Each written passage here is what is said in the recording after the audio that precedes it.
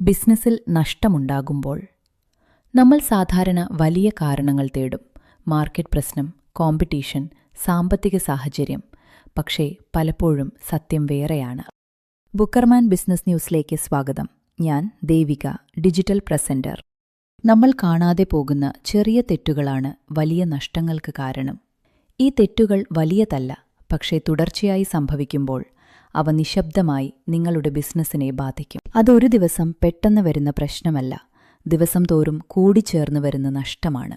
ഉദാഹരണത്തിന്, സ്റ്റോക്ക് ശരിയായി മാനേജ് ചെയ്യാത്തത്, കസ്റ്റമറോട് ഫോളോ അപ്പ് ചെയ്യാത്തത്, സ്റ്റാഫിന് വേണ്ടത്ര ട്രെയിനിംഗ് കൊടുക്കാത്തത്, ചെറിയ അശ്രദ്ധകൾ, ഇവയൊക്കെ ചേർന്നാൽ വലിയ പ്രശ്നമായി മാറും. ഒരു ചെറിയ തെറ്റ് ഒരു കസ്റ്റമറെ നഷ്ടപ്പെടുത്താം. ഒരു ചെറിയ അശ്രദ്ധ ഒരു വലിയ അവസരം നഷ്ടപ്പെടുത്താം. ഇതാവർത്തിക്കുമ്പോൾ ബിസിനസ്സിന്റെ വളർച്ച തന്നെ നിൽക്കും. അപ്പോൾ നമുക്ക് എന്ത് ചെയ്യാം? ദിവസവും ചെറിയ കാര്യങ്ങൾ പരിശോധിക്കുക. സ്റ്റോക്ക്, സെയിൽസ് എന്നിവ ശ്രദ്ധിക്കുക. കസ്റ്റമർ ഫീഡ്ബാക്ക് കേൾക്കുക. സ്റ്റാഫിനെ പരിശീലിപ്പിക്കുക. പ്രശ്നങ്ങൾ ചെറുതായിരിക്കുമ്പോൾ തന്നെ പരിഹരിക്കുക. വലിയ മാറ്റങ്ങൾ വേണ്ട, ചെറിയ തിരുത്തലുകൾ മതി.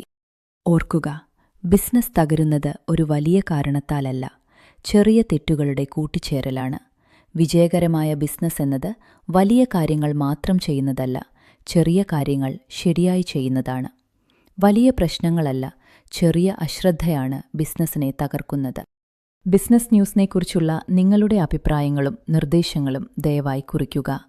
ഞാൻ ദേവിക, ഡിജിറ്റൽ പ്രസന്റർ, ബുക്കർമാൻ.